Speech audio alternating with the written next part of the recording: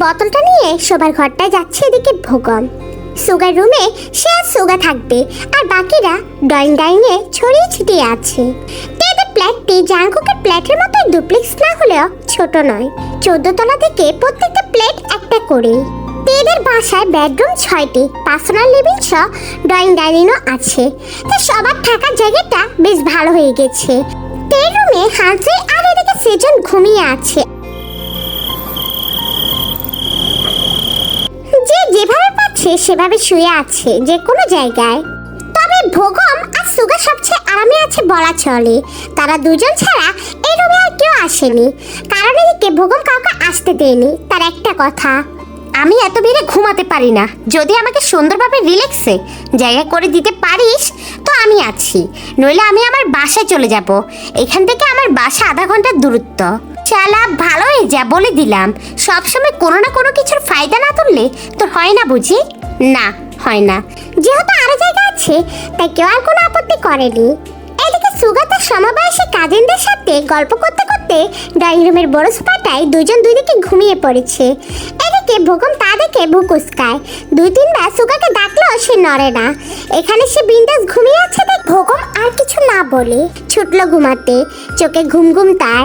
এখনো বিছানায় গায়ে এলিয়ে না দিলে নয়। টের রুম ক্রস করে সে এদিকে সুগার রুমে ঢুকে পড়বে, তখনই এদিকে ইউভিন ঢুলঢুলু অবস্থায় রুমের দরজা খুলে ভোগমকে দেখে। আর তার পিছনে উদ্দেশ্য ভোগমকে পেটানো। তখনকার ব্যবহারটা যা করেছে সে তার জন্য শাস্তি পেতেই হবে। এদিকে ভোগম ঢুকার পরও ইউভিনও সে রুমে ঢুকে পড়ে। তারপর দরজাটা শুধু হালকা ভিড়িয়ে দেয়। নেশা এখনো পুরোপুরি হয়ে ওঠেনি, তাই কিছুটা বোধবুদ্ধি এখনো আছে ইউভিনের কাছে। দরজা ভেড়ানোর শব্দে এদিকে ভোগম পেছনে ফিরে অপ্রস্তুত হয়ে পড়ে। ইউভিনের দিকে তাকানোর দায়। লেহেঙ্গার ওড়নাটা গায়ে নেই, শুধু উপরের ব্লাউজটা আর নিচের স্কার্টটা পরা শুধু। সেগুলোর অবস্থানও এখন মার্জিত নেই, কেমন একটা দেখাচ্ছে তাকে। ইউভিনকে ধুলতে থেকে তার মাথায় একটা কথা নাড়াচাড়া দিয়ে ওঠে, সঙ্গে সঙ্গে ঘুম পালিয়ে যায়। এদিকে ক্যানগুলোর কথা তো তখন ভোগমের মনে ছিল না, তার মানে ওরা ড্রিঙ্কস করে নিয়েছে। এখন কেউ যদি এই অবস্থায় দেখে ফেলে ইউভিনকে, তাহলে নিশ্চয়ই ভোগমের খবর হয়ে যাবে। এই মেয়ে, এখানে কি করছো তুমি? কমন সেন্স যে তোমার নেই তা আমি আগেই বুঝেছি। এখন আবার কি প্রমাণ করতে এসেছো? তোকে কেলাবো তাই এসেছি। আয় কাছে আয়, আজ তোর হার না ভাঙলে আমি ইউভিন না। এই এইসব কি কথা বলছো? যাও রুমে যাও, এখানে আর এক মুহূর্ত থাকবে না বলে দিলাম। বেরিয়ে যাও বলছি। না বের হলে কি করবি বল, কি করবি? মেরে হসপিটালাইজ করে দেব, অসভ্য মেয়ে কথাকার। এদিকে ভোগম ইউভিনের হাত ধরে টেনে নিয়ে বের করে দিতে ইউভিন কিছুটা জোরে বলে ওঠে, আমি চিৎকার করবো এখন, বলবো তুই আমায় বের করে দিচ্ছিস। এদিকে ভোগম ইউভিনের হাতটা টেনে ভিতরে নিয়ে আসে। নেশা হয়ে গেছে তোমার, কি সব আবল তাবল বকছো? তুমি নিজেও জানো না। দেখো ইউভিন, ভালো মেয়ের মতো এখান থেকে চলে যাও। কেন যাবো? এদিকে ভোগম না চাইতেও এদিকে ইউভিনের স্পর্শকাতর জায়গাগুলোতে বারবার তাকাচ্ছে। এদিকে ইউভিনকে এই মুহূর্তে বোঝানো যাবে না, তা সে ভালো করেই জানে। ইউভিন যদি আর কিছুক্ষণ থাকে তখন তার নিয়ন্ত্রণ হারিয়ে যেতে পারে। আচ্ছা, আমাকে মারতেই তো এসেছো তাই না? 2 ঘা দিয়ে চলে যাও। না থাক, আমি মারবো না আপনাকে। তাহলে তো ভালোই, যাও এখন এখান থেকে, চলে যাও বলছি। চলে যাবো তো বলিনি একবারও, এখানে ঘুমাবো আমি। আর শুনুন, এই বিছানায় এদিকে সেজন শুয়ে সব জায়গা দখল করে আছে। এখানে অনেক জায়গা আছে, আমি এখানেই ঘুমাবো। কি? না। কে শুনে কার কথা? এদিকে ইউভিন দুলতে দুলতে বিছানার মাঝ বরাবর শুয়ে পড়ে। এবার তার পুরো পেট দৃশ্যমান হয়ে যায়।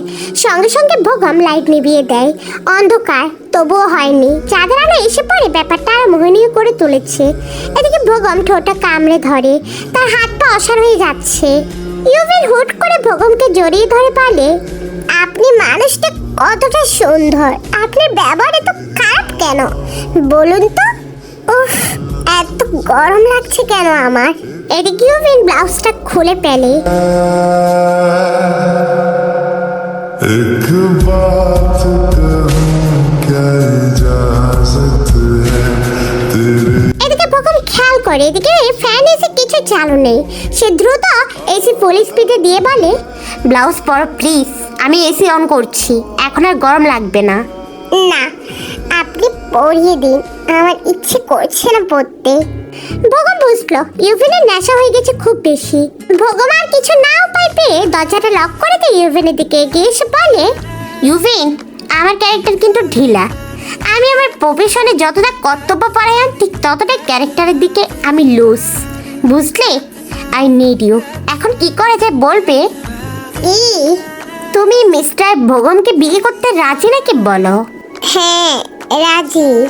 ওকে, তবে আমার কোনো সমস্যা নেই। এদিকে ভোগম সবকিছু রেকর্ড করে নেয়। তোমাকে আমি ওয়ার্ন করেছিলাম আমার ক্যারেক্টার ঢিলা, তুমি শোনোনি।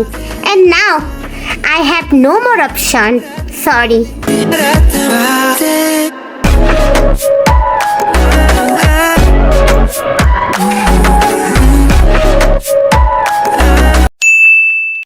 বারান্দায় পড়ে আছে এলোমেলো ভাবে, মাথাটা ভার হয়ে আছে তার, নড়ার শক্তি পাচ্ছে না সে। অতি কষ্টে উঠে বসে সে, তখনই কাকা করে ফোনটা বেজে ওঠে। স্ক্রিনে হাসবেন্ড লেখাতে দেখে সে ভুবন ভুলানো হাসি দিয়ে নম্বরটি সেভ করা বোধ হয় এবার সার্থক হয়েছে। এই প্রথম তার ফোনে কল এসেছে জাংকুকের নম্বর থেকে। ফোনটি কোনো রকম রিসিভ করতেও পাশ থেকে এদিকে জাংকুক বলে ওঠে, দরজা খোলো টে। কিসের দরজা? তোমাদের মেইন ডোরের কথা বলছি। আপনি সেখানে কেন? তোমার কথা এমন শোনাচ্ছে কেন টে? Are you okay? Oh not okay. আপনি দাঁড়ান, আমি এক্ষুনি আছি। আজকে আপনার খবর করে ছাড়বো। আপনি বেটা বট, আমার বেস্ট ফ্রেন্ডের সাথে রসের কথা বলা, তাই না? হোয়াট? কি বলছো এসব তুমি? মাথা ঠিক আছে তো তোমার? তে উত্তর দিল না, মোবাইলটা সেখানে ফেলে কোনো রকমে উঠে দাঁড়ায়, তারপর হেঁটে সোজা ড্রয়িং রুমে যায়। ড্রয়িং রুমে গিয়ে সে ঘুমন্ত সবিনের পায়ে পাড়া দিয়ে যায়। এদিকে সবিন ঘুমের ঘরে ও করে ওঠে। ও করছিস কেন? চুপ করে ঘুমা, সব কয়টা হাড় বজ্জাত। এদিকে সবিন শুনতে পায়নি, কারণ সে আবারও গভীর ঘুমে তলিয়ে গেছে। ব্যথা পেয়ে সে কিভাবে ঘুমাচ্ছে সেটাই বুঝতে পারছে না তে। মূল দরজার কাছে গিয়ে তাও খুলতে জাংকুককে দাঁড়িয়ে থাকতে দেখে তে মিটিমিটি হাসে। জাংকুক থেকে টেনে বাসা থেকে বের করে দরজাটা লাগিয়ে দেয়। তারপর লিফটে উঠে সোজা তাদের বাসায় গিয়ে তার রুমে নিয়ে যায়। তারপর থেকে সোফায় বসে শান্ত কণ্ঠে বলে, কি হয়েছে তোমার? এমন বিহেভ করছো কেন? পাগল টাগল হলে নাকি? আপনি তো পাগল করে দিচ্ছেন আমায়। আজ আপনাকে আমি খাবো। হোয়াট? খাবে মানে? খিদে পেয়েছে জাংকুক ভাইয়া। জাংকুক এবার রেগে যায়। সে তখন থেকে ভাইয়া ভাইয়া করছে তে। স্বামীকে ভাইয়া ডাকতে পারে কিভাবে কেউ? জাংকুক বুঝতে পারে তে স্বাভাবিক অবস্থায় নেই, তার নেশা হয়েছে, কিন্তু কিভাবে সম্ভব? জাংকুকের মনে পড়ে ভোগমের দেয়া ড্রিঙ্কসগুলোর কথা, কিন্তু সেগুলো তো নর্মাল ফ্রুট জুস ছিল। জাংকুক তো নিজেই খেয়েছে দুইটা। কই, তার তো নেশা হয়নি, তাহলে তেল নেশা হয় কিভাবে? দেখে দেখে তো মনে হচ্ছে না সে অভিনয় করছে। তে চোখ লাল হয়ে গেছে। জাংকুক তের সামনে নিজের মুখ নিয়ে যায়, তারপর ভোটকা গন্ধে এদিকে নাকটা কুচকায়। ছি, এত বাজে জিনিস তে মুখে তুললো কিভাবে? এই কথা বলে সে উঠে দাঁড়ায়। তাকে দাঁড়াতে থেকে তে কাঁদো কাঁদো মুখ করে বলে, বললাম না খিদে পেয়েছে। সে কোন দুপুরে খেয়েছি, রাতে তো কিছু খাইনি, এখন খাবো আমি। জাংকুক দীর্ঘশ্বাস ছেড়ে হাঁটা ধরে কিচেনের দিকে তেঁতুলের শরবতগুলো এনে তেকে খেতে বলে। তে আবার তাকে ভাইয়া ডাকতে নিলে, ভাইয়া ডাকলে কিচ্ছু খেতে দেব না বলে দিলাম। তে মুখ বেজার করে তেঁতুলের শরবতটা মুখে নিয়ে দ্রুত গিলে ফেলে। খুব টক থাকায় খেতে পারে না। জাংকুক জোর করে খাওয়ায় পুরোটা। 2 মিনিটের মাথাতে বাথরুমে ছোটে বমি করতে। তে বিছানায় বসে আছে, নেশা কেটেছে বলা চলে, তবে তার মাথা কাজ করছে না। ধোঁয়াশার মধ্যে আছে সে। জাংকুক ভাত মাখিয়ে তের মুখের সামনে ধরে। বমি করাতে বোধ হয় খিদে আরো বেড়ে গেছে। তে হা করে ভাতটা মুখে নেয়। ইলিশ ভাজা, সাথে গরম ভাত আর পেঁপে দিয়ে রান্না করার ডাল। আপাতত জাংকুক এগুলো হাতের কাছে পেয়েছে আর ওভেনে এক প্লেটে নিয়ে গরম করে নিয়েছে। তের কাছে চমৎকার লাগছে খেতে। জাংকুক শীতের মুখে আরেক লোকমা তুলে দেয়। কেমন লাগছে তে? দারুণ, মাছ ভাজিটা বেশি ভালো হয়েছে। জেনি আপু রেঁধেছে বাবার জন্য। আপুর রান্না বরাবরই অসাধারণ। হ্যাঁ, খেয়ে তো বুঝতে পারছি। তো কিছুক্ষণ চুপ থাকে জাংকুকের দিকে তাকিয়ে বলল, আপনি খেয়েছেন? জাংকুক যেন এই একটি প্রশ্নের অপেক্ষাতেই ছিল। আমি টাইমলি খাই, 10টার আগে খেয়ে নিয়েছি আমরা সবাই। তুমি খাওনি কেন? মন ভালো ছিল না তাই। মন খারাপ হওয়ার কথা তো জিমিনের, তাহলে তোমার কেন মন খারাপ? ছিল এমনিতে। এমনিতে কারো মন খারাপ হয় বুঝি? আমার হয়। বলবে না কি হয়েছে? তে কিছুক্ষণ চুপ থেকে বলে, তখন আপনি আসার সময় আমাকে কেন নিজের সাথে করে আনেননি? কারণ তুমি তো বলেছিলে তোমার ভাইয়ের বিয়ে, তাই তুমি তার গাড়িতে যাবে। আসার সময় তো নতুন ভাবে ছিল। তখন তো আমি সেই গাড়ি করে আসবো না, তখন বুঝে একটু বলতে পারেননি? নতুন ভাবে থাকলে যে তুমি সে গাড়িতে করে আসবে না তা আমি কিভাবে জানবো বলো? এখানে না জানার কি আছে? না জানারও তো অনেক কিছু আছে। আমার বিয়েতে তো আমার বউ আমার গাড়ি করে আসেনি, আমার বোনরাও গাড়িতে আমার সাথে যায়নি তাকে আনতে। সে লিফটে উঠে এসেছে, আবার লিফটে করে নেমে গেছে। তে রাগ হয়, জাঙ্কুক তিতকারি করছে নাকি তার সাথে? করছি তো। তে উঠে নিলে এদিকে জাঙ্কুক তার হাতটা চেপে ধরে বলে, আর এক লোকমা বাকি আছে, খেয়ে নাও। খাবার নষ্ট করা আমি একদম পছন্দ করি না। সে লোকমা খেয়ে মুখ ধুয়ে এদিকে মুছে তে সোফায় বসে পড়ে। জাঙ্কুক তাকে পানি এগিয়ে দিয়ে বলে, এখানে থাকোই আজ, বাসায় তো অনেক মানুষ, নিশ্চয়ই শোবার কোনো জায়গা নেই। তে পানি খেয়ে মাথা নাড়ায়। জাঙ্কুকের গ্লাসটা দিয়ে সে কিছুক্ষণ পায়চারি করে তারপর শুয়ে পড়ে। খাবার সাথে সাথে শোয়া ঠিক নয়। এই ভালো অভ্যাসটা তের মাঝে থেকে জাঙ্কুকের হাসি আসে।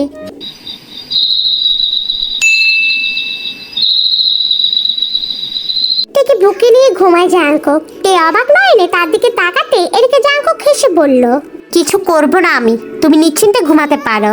তে মৃদু হয়ে সে চোখটা বুঝে।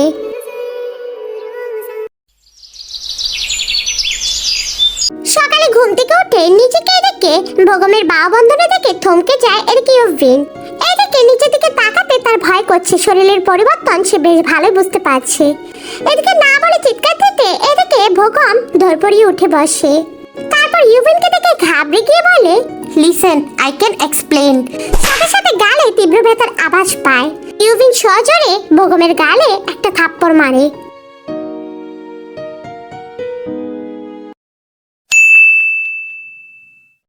তীব্র রোদের ছোটায় ঘুমটা ভেঙে যায় তে চোখ থেকে। এদিকে তে পাশে পেরে দেখে জাঙ্কুক নেই। উঠে বসে সামনে তাকাতে চোখে পড়ে সাদা টি শার্ট পরিহিত জাঙ্কুককে। আজকে অন্যরকম লাগছে জাঙ্কুককে। এর একটাই কারণ, সে আজ যে টি শার্টটি পরেছে তাও আবার সাদা। তে আগে কখনো দেখেনি এভাবে তাকে। আজ বড্ড সুন্দর লাগছে জাঙ্কুককে। চোখে চশমা পরে আছে জাঙ্কুক। তে ভ্রু কোঁচকায়। জাঙ্কুককে তো সে কখনো চশমা পরতে দেখেনি। জাঙ্কুকের কি চোখে সমস্যা আছে? কথাটা ভাবতে তে হাত পা ছড়িয়ে কাঁদতে ইচ্ছে করে। জাঙ্কুকের এই অল্প বয়সে চশমা পরতে হবে? পরক্ষণে সে আবার ভাবে, জাঙ্কুক তো বুড়ো, এই তো 30 হয়েছে কিছুদিন আগে। তে এদিকে সিজনের নম্বর থেকে জাঙ্কুককে শুভ জন্মদিন লিখে ব্লক করে দেয়। যদি অপরিচিত নম্বর থেকে কল দেয় তো সর্বনাশ। সেজন্য সব জেনে যাবে। জেনে যাওয়ার কথা ভাবতে গিয়ে এতে ঠিক করে নেই সে আজ এদিকে ইউভিন আর সেজনকে তার বিয়ের কথা জানাবে, যেখানে সব গোপন কথা সত্য কথা তারা তাকে জানায় বেস্ট ফ্রেন্ড হিসেবে। তারা তো সবটা জানাতে হবে। পরে কখনো অন্য কারো থেকে জানলে বা পরিস্থিতি এমন হয় যে তারা জেনেছে, তখন তো তারা কষ্ট পাবে। তার ফ্রেন্ডরা তার থেকে সব জানার অধিকার রাখে। তে আপন মনে যখন ভেবে চলেছিল তখন জাঙ্কুক তার দিকে তাকায়। থেকে অন্য মানুষকে দেখে জাঙ্কুক থেকে ডেকে উঠে, তে উঠে গেছ? ভাবলে ছ্যাদ ঘটায়। এদিকে তে সামনে তাকায় পুনরায়। জাঙ্কুকের মুখে উপচে পড়া আলাদের প্রতি তে রাগ হয়। কি সুন্দর তারা জাঙ্কুকের সাথে লেপ্টে আছে। জাঙ্কুক এই মুহূর্তে তেকে খুব আকর্ষিত করছে তার প্রতি। এতে বিছানা থেকে নেমে প্রথমে আলগোছে খোপাটা বেঁধে নেয়। সে অসাধারণ দৃশ্যতে জাঙ্কুক খুব করে উপভোগ করে। তে খোপা বাঁধা শেষ করে কাবাটের কাছে যায়। সেখানে কেন যায় তা সে জানে না, তবে এমন মনে হচ্ছে তার ব্যবহার করার মতো কিছু সে পাবে। সত্যি তে কাবাটটা খুলে এক পাশে কিছু শাড়ি পায় যা আগে কখনো দেখেনি। উফ, আগে কখনো সে কাবাটটা খুলেও নি। যখন এসেছে ব্যাগে করে জামা কাপড় এনে ব্যাগ থেকে নিয়ে পড়তো। কাবাটের দিকে তাকায়নি পর্যন্ত। কালো রঙের একটা জামদানি শাড়ি নিয়ে সে ওয়াশরুমে ঢুকে পড়ে। জাঙ্কুক সেদিকে চেয়ে মুচকে আসে, কারণ এগুলো সবগুলো সে তের জন্য করেছে। আর তে যে শাড়িটা নিয়েছে সেই শাড়িটা জাঙ্কুকের অতি পছন্দের।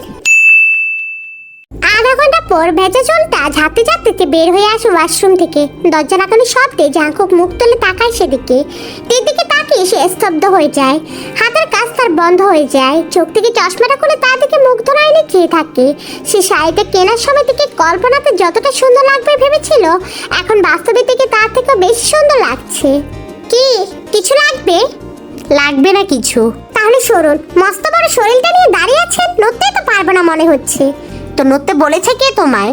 তো কিছুটা রাগ নিয়ে জাঙ্কুকের দিকে তাকায়। জাঙ্কুক মৃদু এসে ড্রেসিং টেবিলে ভিতর ড্রয়ার থেকে একটা বক্স বের করে। বক্সটা এত সুন্দর, ভিতরে জিনিসটা না জানি কেমন হয় এসব ভাবছিল টে। তখন জাঙ্কুক বক্সটা খুলে কিছু একটা নিয়ে টেকে সোজা তার গলায় একটি লকেট পরিয়ে দেয়, যেখানে একেবারে ছোট ছোট করে সুন্দর করে ডিজাইন করে ইংরেজিতে লেখা আছে মিসেস জিয়ন। রায়নের লকেটটার দিকে যে আছে আদৌ সব সত্যি কিনা সে সেটাই ভাবছে। তখনই জাঙ্কুক তার ঘাড়ে একটা গভীর স্পর্শ দিয়ে বলে, পছন্দ হয়নি? এটা খুব দামি, আমার জন্য এত দামি জিনিস আপনার কেনা উচিত হয়নি জাঙ্কুক। তুমি আমার কাছে আরো বেশি দামি তে, আর তাছাড়া কি কিনবো না কিনবো, কার জন্য কিনবো, উচিত অনুচিত এসব তোমার থেকে আমি জানতে চাইনি। তে বিস্মিত হয়েছে জাঙ্কুকের প্রতিটি কথায়। তে, আমার বয়স 30 হয়ে গেছে, এখন তোমার মনে হয় না আমার একটা বাচ্চার প্রয়োজন? না তো, আমার এমনটা মনে হয় না। কেন? আমার কিছুদিন পর চুল পাকবে আর আমি বড় হয়ে যাব, তখন আর বাচ্চা হবে? বা হলেও তার জন্য আমি কী বা করতে পারবো? তাছাড়া বাবা আর মাও নাকি ছেলের ঘরের নাতি নাতনির মুখটা দেখতে চায়, বুঝতেই তো পারছো। আচ্ছা, একটা বাচ্চার কাছে বাচ্চা চাইছেন কিভাবে আপনি? আমাকে তো কিছুদিন আগে বাচ্চা বাচ্চা করে তাড়িয়ে দিতেন, এখন সে বাচ্চার কাছে বাচ্চা চাইছেন কেন? লজ্জা করে না? আমি তো আপনি কি বুড়ো হয়ে যাচ্ছেন তাই তো? আপনি তো একটা বুড়োই, আমি তো আর বুড়ি হয়ে যাচ্ছি না, তাই আমার এখন দরকার নেই। আমি বুড়ো? তাই নয় তো কি?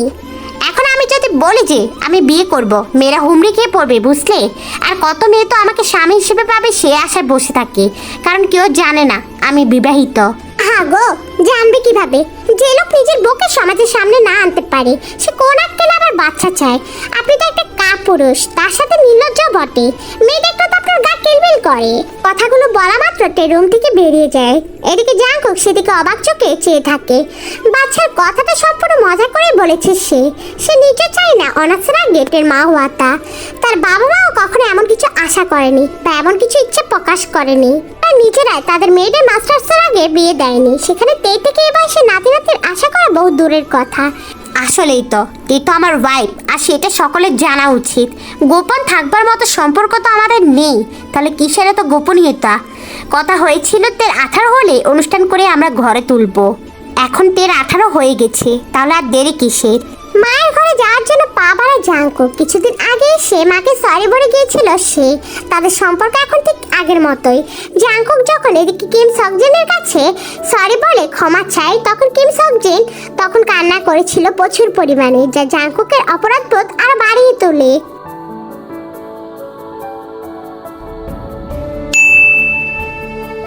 বাথটাবে শুয়ে ইউভিন কাঁদছে, শরীরে তার জ্বালা করছে, অসহনীয় যন্ত্রণায় সে মরে যাচ্ছে, যেন ব্লিডিং হচ্ছে তার, ব্যথা কাতর হয়ে যাচ্ছে সে, পেটে চাপ দিয়ে চিৎকার করে কাঁদতে চাইছে, কিন্তু তা সে পারবে না।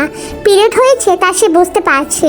তার সাথে আরেকটি ব্যাপার নিয়ে শঙ্কা হচ্ছে তার, ভয় করছে। সত্যি যদি তার আর ভোগমের মধ্যে কিছু হয়ে যায় তাহলে সে আর কাউকে মুখ দেখাতে পারবে না। ভোগমকে থাপ্পড় মেরে সে ছুট লাগায় টের রুমে। ভাগ্য সহায় ছিল বিদায় সে ঘর থেকে তাকে বের হতে কেউ দেখেনি, কারণ তখন সবাই ঘুমিয়েছিল, সবাই ক্লান্ত, তাই এখনো শুয়ে আছে। ইউভিনের লেহেঙ্গাটায় রক্ত লেগে আছে, তবে সেই রুমের বিছানার চাদরটা ঠিক ছিল। ভারী লেহেঙ্গার ভাঁজ ভেদ করে চাদর পর্যন্ত যেতে পারেনি। এইসব ফ্রেশ হয়ে এসে দেখে এদিকে সেজন বিছানায় বসে আছে। এদিকে সেজনের চোখটা লাল হয়ে গেছে, বোধহয় নেশার ফলে। কেউ যদি জানে তারা কাল ড্রিঙ্কস করেছে তাহলে অঘটন ঘটে যাবে, নতুন করে বিপদ পড়বে। তবে সবার আগে সে ভোগমের বিচার করবে, তার কৃতকর্মের ফল তো তাকে ভুগতে হবে। এমন জঘন্য অপরাধের ভয়ঙ্কর শাস্তি প্রাপ্য তার। চ্যানেলকে লাইক আর একটা সাবস্ক্রাইব করে দিও, আর ভিডিওর শেষে অবশ্যই একটা কমেন্ট করে দিবে।